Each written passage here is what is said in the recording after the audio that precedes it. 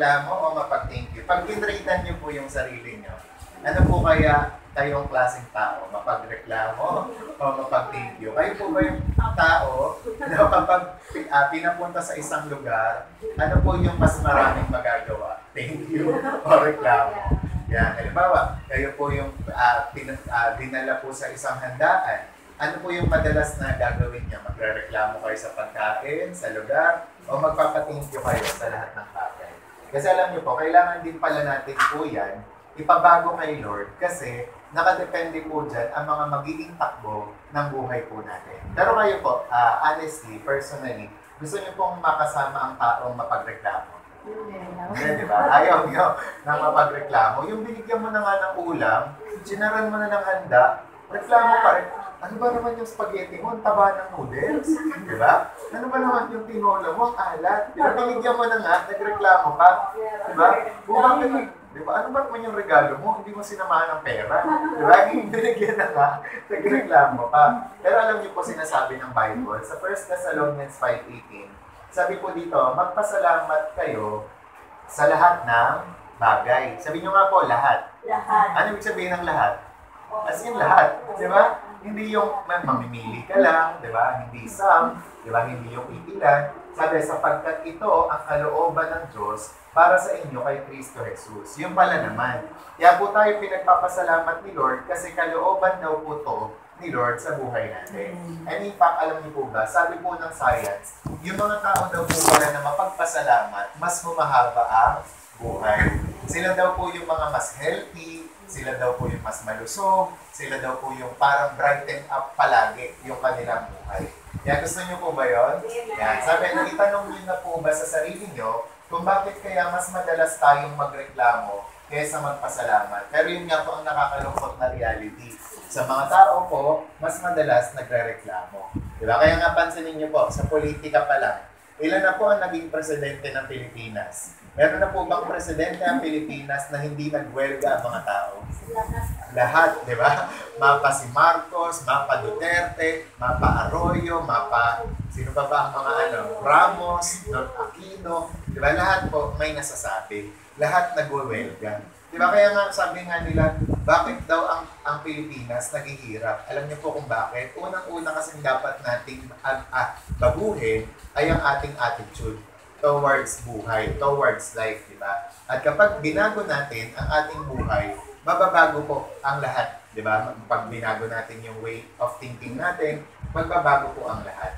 And sabi, minsan ganito po yung nangyayari. Binigyan ka na ng Diyos ng bagong araw, nagreklamo ka kasi mainit. May ulam ka, pero nagreklamo ka kasi hindi ito paborito mo.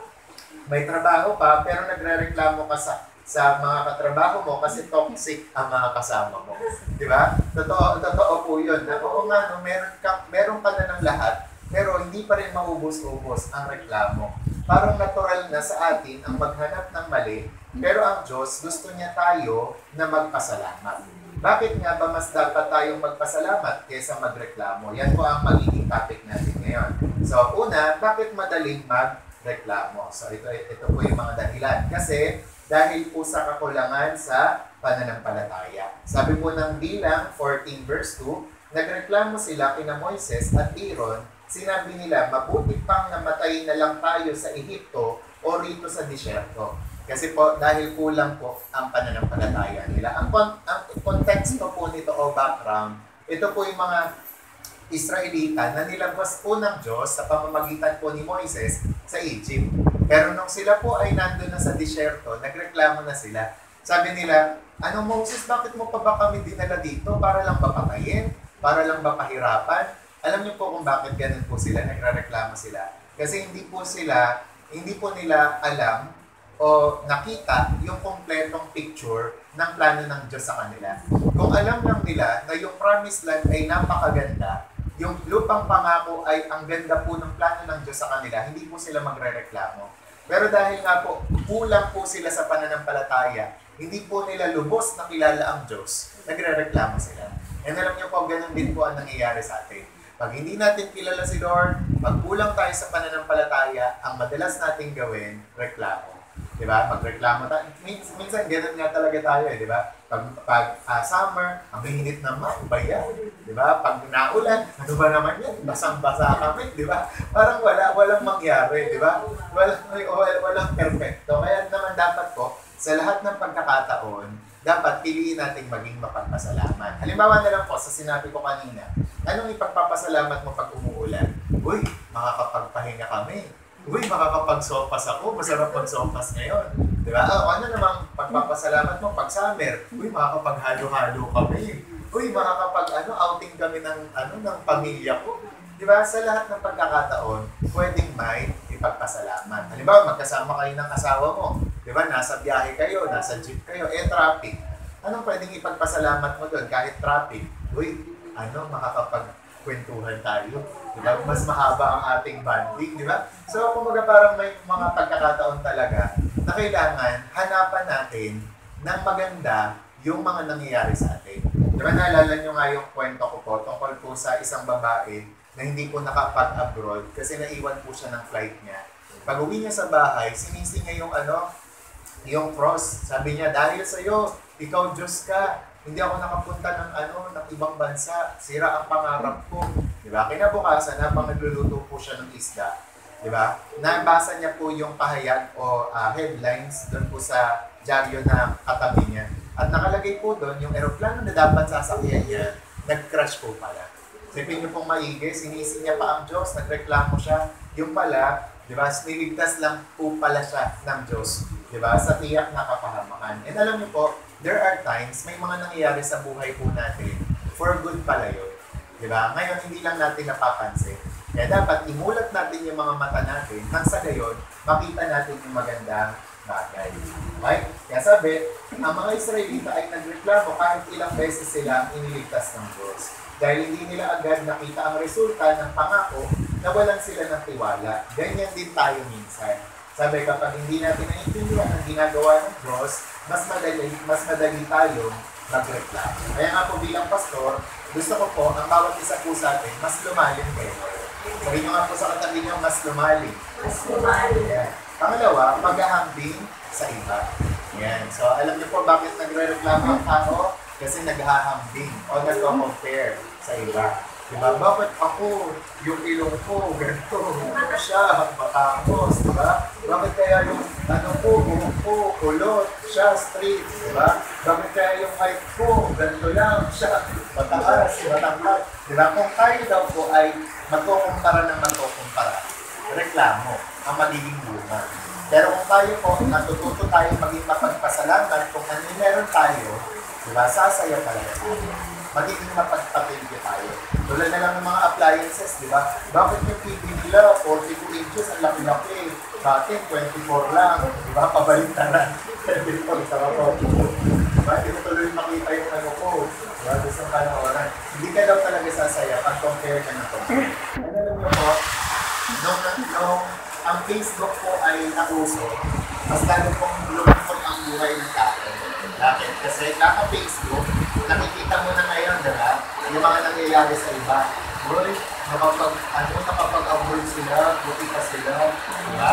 Naikukumpara mo tuloy yung sarili mo. Ako, nandito lang ako sa Muntinlupa, diba?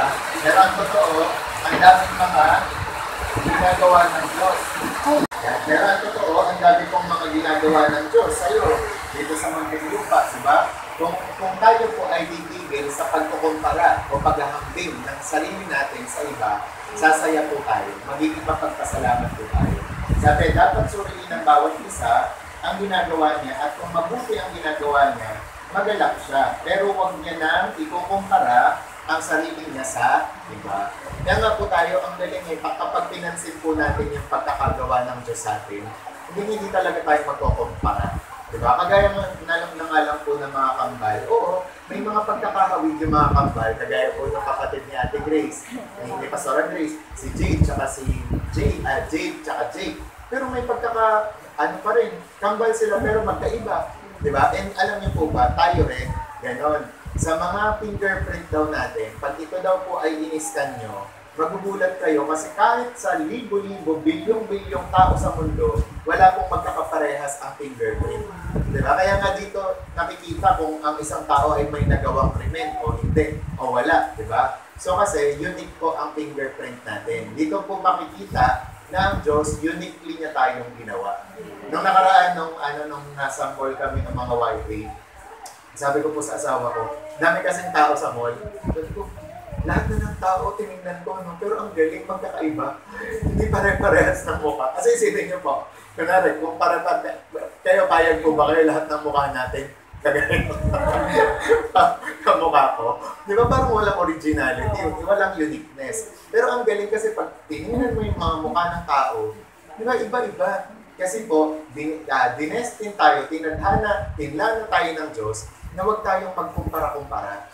Diba? Na huwag natin isipin yung istorya niya. Yung istorya natin, yung pagtuunan natin ng atensyon. Diba? Kasi unique po ang ating istorya. Sabi, kapag laging nakatingin sa biyaya ng iba, laging kulang ang tingin natin sa sarili natin tinatanggap. Kagaya po nung nasa picture, ano makikita niyo dun sa babae? May regalo naman siya, pero ang tinitignan niya, yung regalo ng isa. Kaya tuloy yung mukha niya nakabusakot, di ba? So kaya dapat po, kung ano yung matanggap natin, yan ang pagpapasalamat natin. Tsaka you never know, kami po nila Pastora Grace, naturuan po kami ng pastora namin noon, na kapag kunwari may natanggap siyang blessing, yung kapatid mo may natanggap na blessing, ang sabihin mo ay next in line. Di ba? Kasi, ibig sabihin kasi nun, hindi ka naiinggit.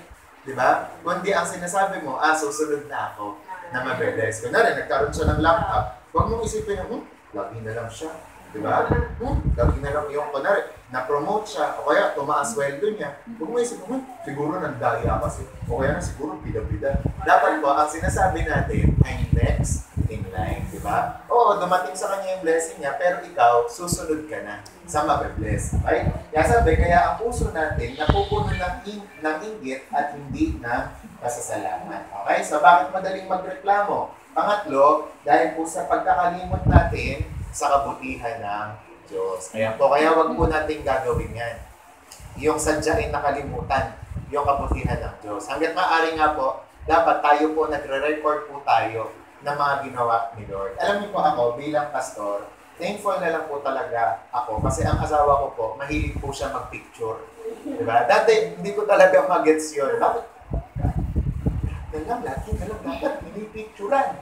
Diba? Tapos, kinocompile niya po yun. Pero ngayon po, hindi na po siya sa Facebook lang o sa IG. Nag-compile po ng memories. Meron na po siyang piniprint niya na po yung picture namin, tapos nilalagay niya na lang po sa album.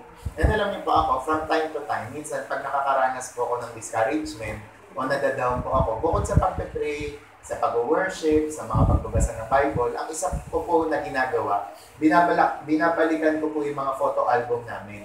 Diba? Photo album ng church, photo album namin pong mag-asawa, ng pamilya po namin. Then habang tumatagal, habang dumadami yung mga pages na bubuklat ko, mas lalo akong na-encourage. Kasi naiisip ko, oo nga noong 2023 pumunta kami sa ganito.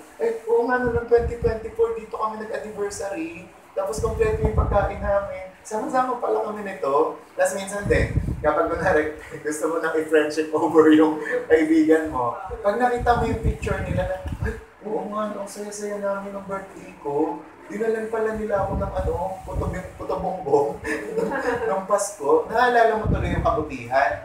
Hindi yung isang pagkakamali, ayoko na sa'yo, friendship over na tayo, hindi na kita kaibigan. Pero pag binuklat mo pala yung mga photo album niya, ang daming nangyari. Tsaka makikita mo na ang dami palang ginawa sa ni Lord. Kaya ganun po, yung benefits kapag naaalala natin yung ginawa ni Lord. Yung hindi kaagad-agad magre-reklamo. Kaya ako naman pa, alam niyo po kung ano yung pinocompile ko. Yung mga nabayaran na ng Meralco bills. Kaya laging naka-stapler yun. Pag nabayaran na yung June, stapler yan. Pag nabayaran na yung July, stapler yan. Tapos kinocompile ko din.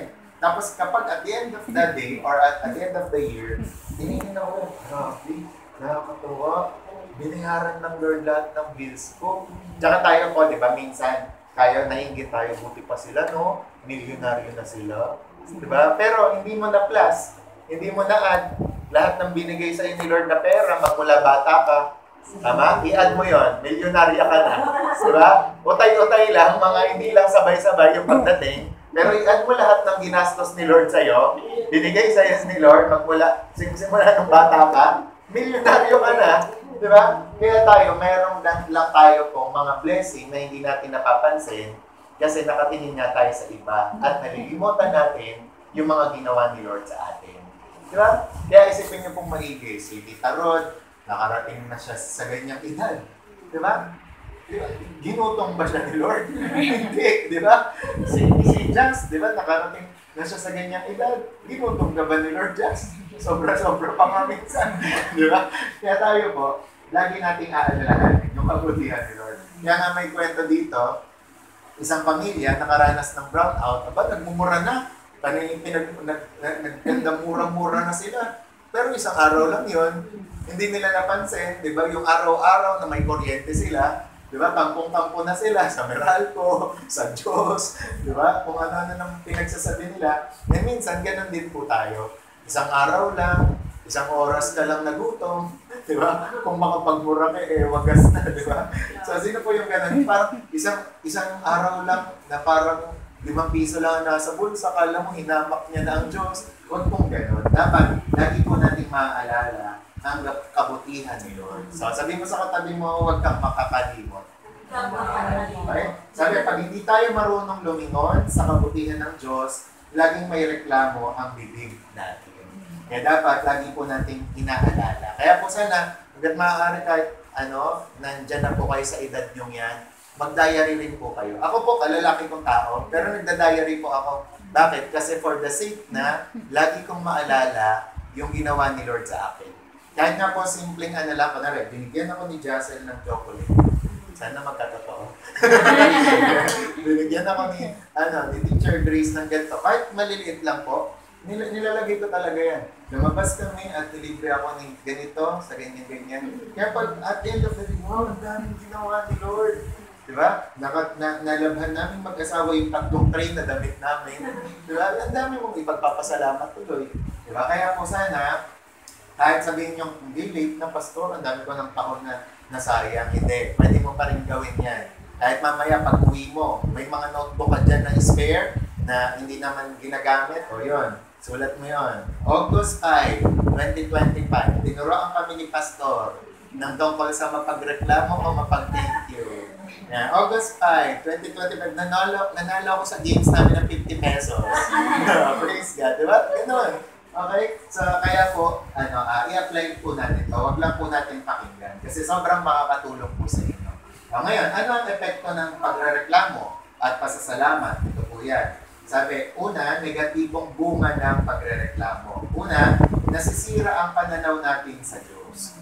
O, diba? Gusto niyo po ba yun? Pag nagrereklamo pala tayo, nasisira yung pananaw natin sa Diyos. Sino po dito gusto lumabo po ang mata nyo ng sobra-sobra? Ikaw, Tita Rod, gusto mo yun? To the point na hindi ka na makakita. Di ba? Di ba? Kumbaga parang ayaw natin, gusto natin nakakakita talaga tayo ng maayos.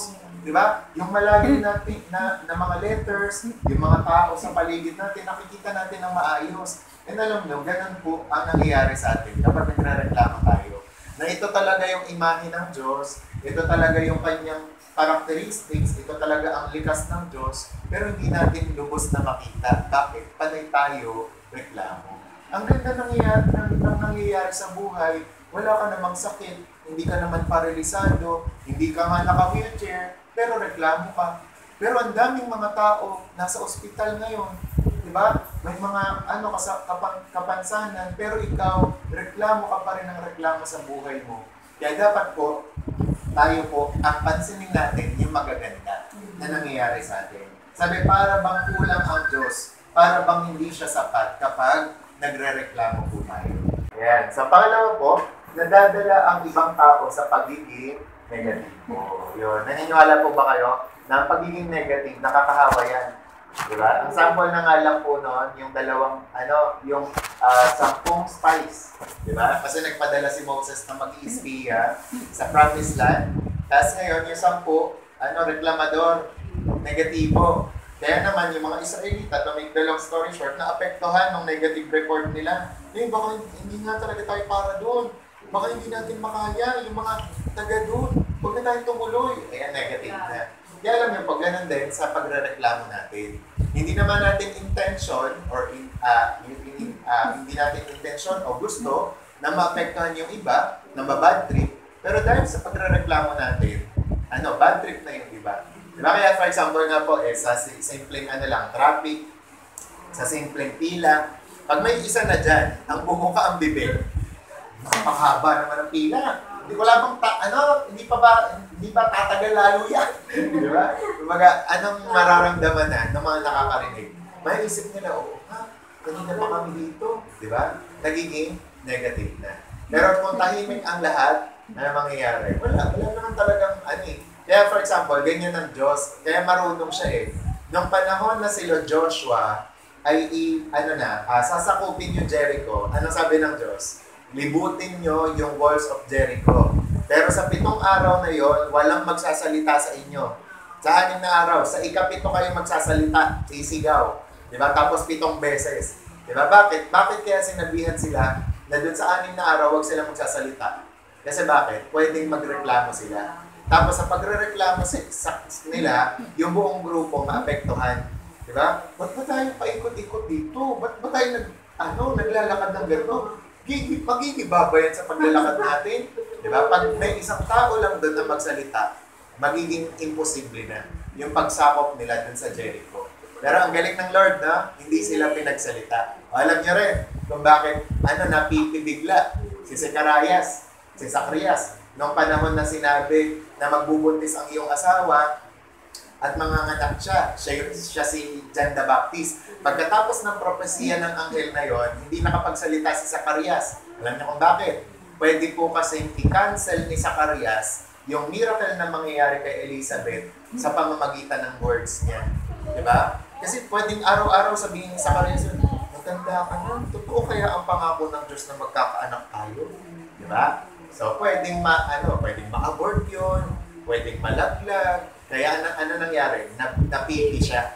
Nakapagsalita lang ulit si Zacarias nung pinanganak na si John the Baptist, di ba? So, doon mo makikita na may power kasi itong salita na to. Sa bahay pa lang, huwag na po tayong lumayo. Pag sa bahay, panay kayo nega, panay kayo reklamo, ano mangyayari? Asawa nyo pa lang, tingnan nyo, mababad trip na. Diba? Sabihan nyo, ano ba naman yan? Laging ganyan bakita mo? Napakaliit, hindi man lang tayo makapag-ganyan. Diba? Tingnan nyo, mababad trip yan. Lalayasan kayo niyan. Kaya dapat po, i-appreciate ang mga dapat i-appreciate. Magpasalamat sa mga dapat magpasalamat.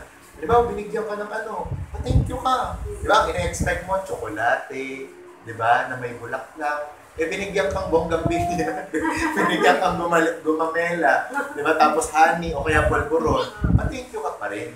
Di ba? Yung ina-expect mo, daling ka sa Disneyland, Hong Kong, di ba? Sa anniversary nyo. Dinala ka sa Alabang. Doon kayo sa turo-turo kumain. Kasalamat ka pa rin, di ba? Appreciate mo. Sweet mo naman, di ba? Gumanyan ka pa rin, di ba? Umarte ka na, sobrang thankful ka sa kanya. Then magugulat ka, bakit? Kasi as the years go by, mas lalo niyang e-effortan. Di ba? Mas lalo kanyang iso-surprise. Amen? Di ba? Kapag wala ng bigas, bigas. Di ba? Ang sabihin mo, in Jesus' name, wala ka ngayon, bukas magkakaroon ka. Di ba? Tapos magugulat po kayo, gagawa ang paraan ng Diyos. Di ba? Magkakaroon po kayo ng bigas. Di ba? 20 lang ang nasa bulsa mo, huwag ka reklamo, 20 na lang lagi nasa bulsa ko. Di ba? Kausapin mo, in Jesus' name, di ba? 20 ka ngayon, bukas 20 mil ka na. Di ba? Kaya ba yung asawa ko, pag nagtatanong siya sa akin, may Gcash ka, pero ang totoo wala. Alam niyo po sinasagot ko, paparating talaga. Magkakaroon. Hindi ko sinasabing wala. Kasi pag sinabi ko wala, parang kung tinutuldukan yung Gcash ko, na forever wala yun. Di ba? Pero pag sinabi mo, by faith, di ba, magkakaroon, paparating na, di ba? Umaakto ka sa pananampalataya, di ba? Na oo nga naman, hindi yan forever, wala. Diba? Ngayon, 0 yan, bukas. Tignan nyo. May kasama. 0, 0, 0, tas may kasama sa unahan. Diba? Merong 9, merong 8, diba? Kaya yun po yung tatandaan natin. Okay? So, wag na kayong mga hawa ng mga tao. And pangatlo, nabubulagan tayo sa mga pagpapala. O gusto niyo po ba yun? Kapag nagre-reklamo tayo, nabubulag tayo sa mga pagpapala. Sabi, ang mata ng mapagreklamo ay laging kulang. Hindi niya makita ang mabuti kaysa laging nakatutok sa mali. Yan. Kasi laging nakatutok sa mali. Diba? Kaya nga ito pa lang po, yung mga suot natin na damit, dapat na ipapasalamat natin yan eh. Kay Lord eh. Diba? Yung mga may toyo ka, may makuso ka, may asin, diba? Dapat ipapasalamat natin yan kay Lord. Diba? Kahit mga maliliit na bagay. So ano naman ang nagiging bunga ng mapagpasalamat, ng pasasalamat? Una, nagkakaroon tayo ng kapayapaan. Amen? Yan. Gusto niyo po ba yan? Peace of mind? Diba? Yung nakakatulog ka ng maayos, diba? Yung nakakapagpahinga ka ng maayos, hindi kayo nag-aaway ng asawa mo, peace of mind. Diba? Kaya nga, diba? Narinig ko lang po sa noon, sa mga ano, pag ikaw daw asawa kang babae, at dumating ang asawa mo na pagod, itiko mo yung bibig mo. Bakit? Kasi kailangan mawala muna yung pagod niya bago ka magsalita. Kasi kapag sinabayan mo yung pagod niya, nagdadakdak ka, ay sabog ang bahay niyo. Diba? Kaya tayo, kung gusto niyo po ng kapayapaan sa bahay, sa buhay, sa isip, diba? Maging mapagpasalamat tayo. Una pa lang, pagdating niya, salamat sa Diyos, andito ka na, nakarating ka ligtas. Diba? Huwag nating reklamo. Bakit niya wala? Diba?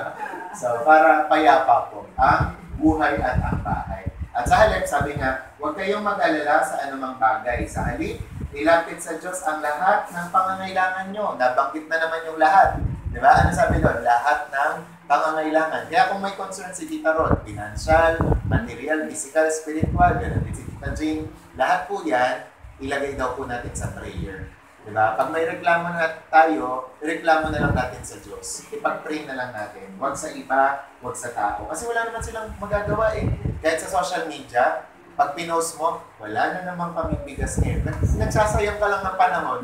Diba? Nagsasayang ka lang ng oras. Diba? Sabi, kapag nanalangin kayo, kapag ginawa nyo ito, ibigyan kayo ng Diyos ng kapayapaan na siyang mag-iingat sa puso ninyo at pag-iisip dahil kayo'y na kay Kristo Jesus at ang kapayapaang ito ay hindi kayang unawain ng tao. Pangalawa, nagbubukas ito ng himala.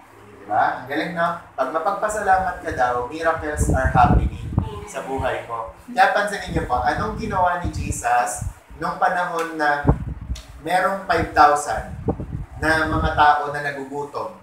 Diba? Na kailangan niyang pakainin. Diba? Meron daw siyang, may nagbigay daw kay Jesus ng 5 loaves and 2 fishes, 5 tinapay at 2 isda. Anong ginawa ni Jesus? Inangat niya daw, tapos nagpasalamat siya. Pagbaba niya, dumami na. Diba? Umani yung 5,000, nakakain ng lahat. Kaya ganun daw po. Every time na pinagpapasalamat natin ang bagay-bagay, dumadami yun. Nagkakaroon ng himala doon. Kaya for example, kayo po sa pagkainan nyo, may tinapa, may talbos, may kanin. Pagpasalamat niyo yan.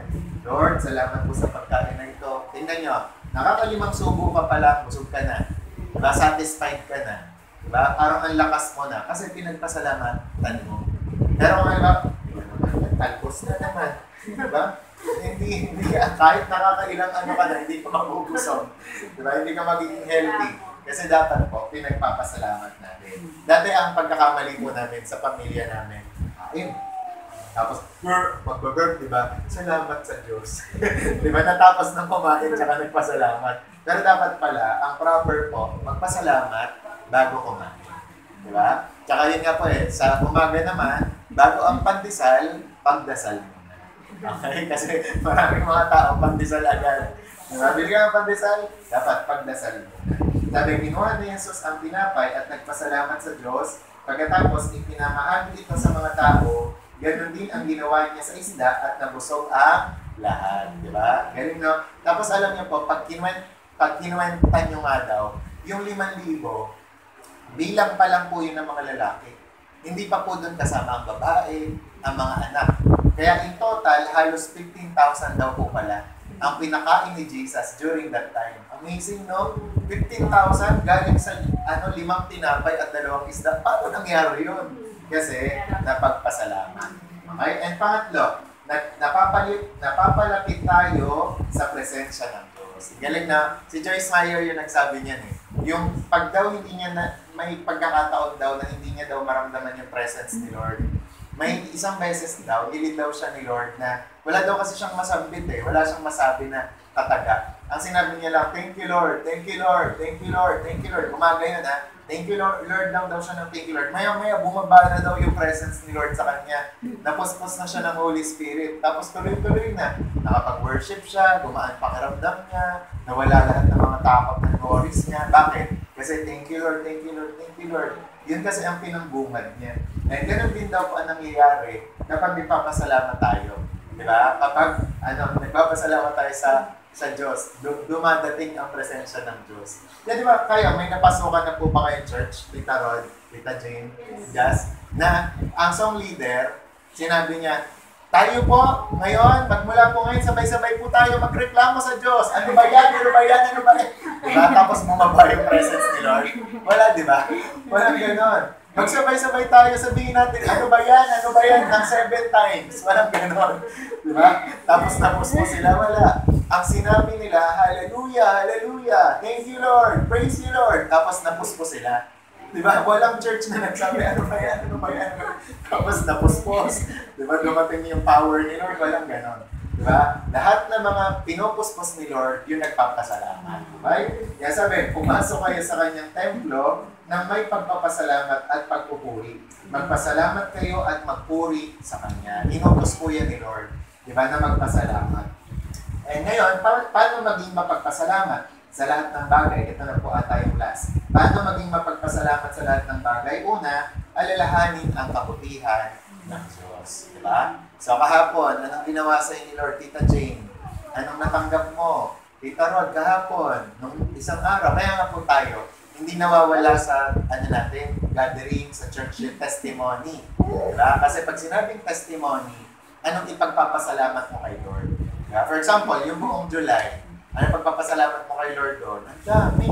Diba? So dapat nasulat mo yan, dapat natandaan mo yan. Sabi, pupurihin ko ang Panginoon at hindi ko kalilimutan ang kanyang kabutihan. Sabi, mag-journal ka, diba?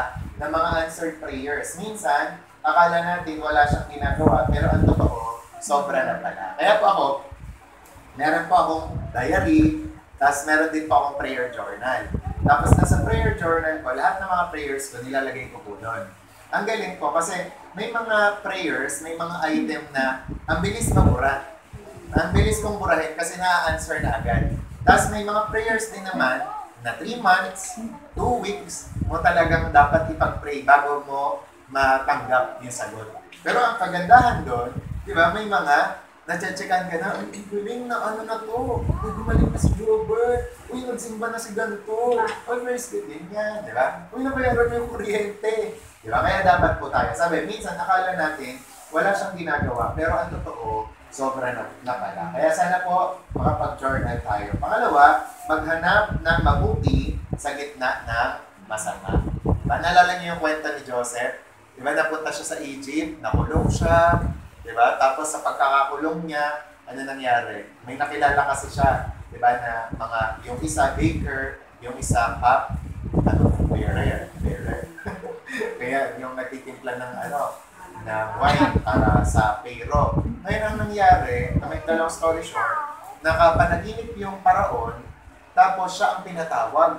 Kaya naging mataas yung kanyang posisyon doon sa Egypt. Tapos yun nga, to make the long story short, magkakaroon ang plano pala ng Diyos, magkakaroon doon ng taggutom. Ang nangyari, naging governor kasi siya, tapos nakaipon sila ng pagkain. Nung time na nagkaroon ng taggutom doon sa lugar ng kanyang tatay, yung kanyang mga kapatid pumunta doon sa Egypt. Kaya nakakain tuloy sila. Naging sagana sila, di ba? At ang sinasabi niya doon, yung masama daw na ginawa ng tao, ginawa daw ng Diyos na mabuti para sa kanya.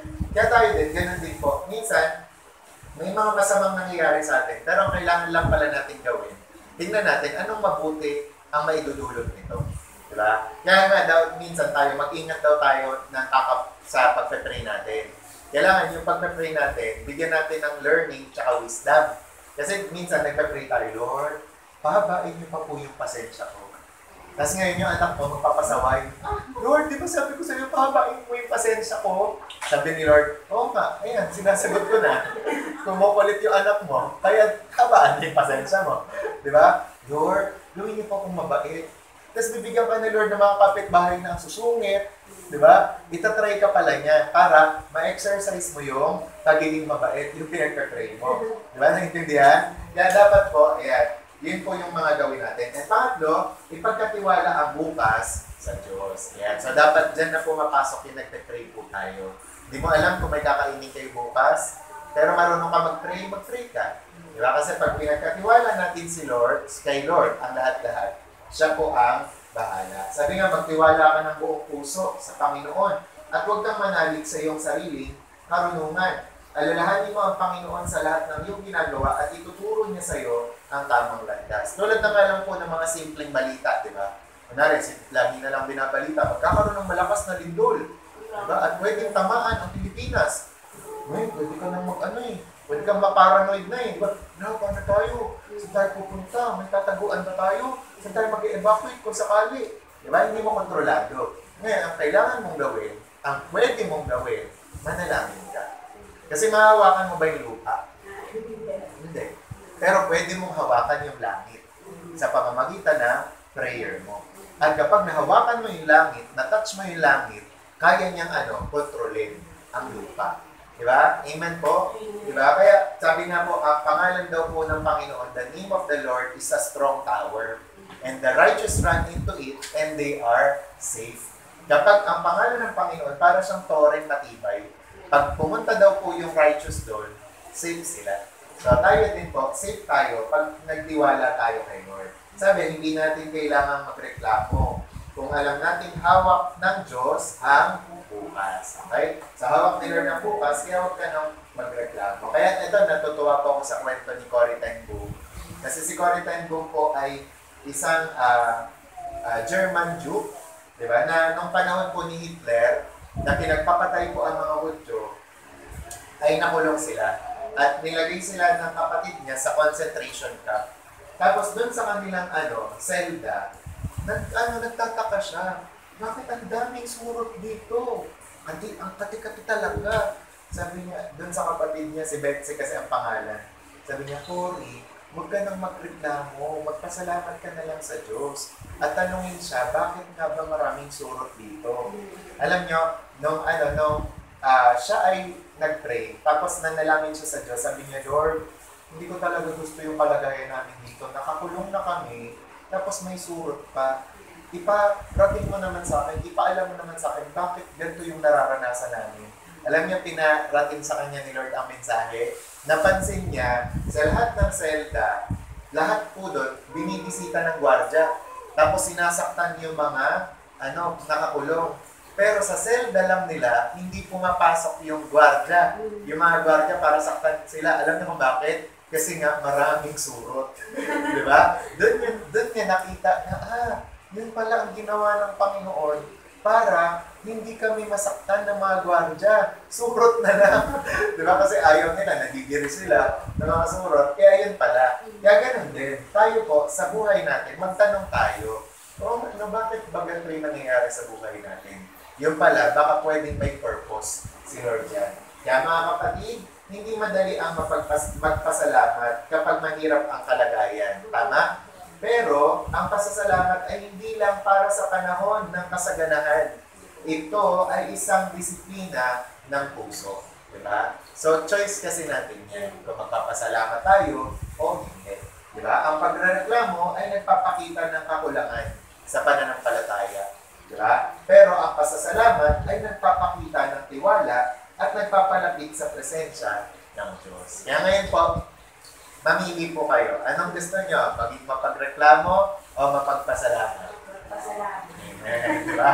So, mag-decide mo kayo ha. Sabi, ngayong araw, sino sa inyo ang gustong palitan ang reklamo ng pasasalamat? Today, let us choose to be grateful because even when life is not good, our God is always good. Amen? Amen. Thank you, Lord.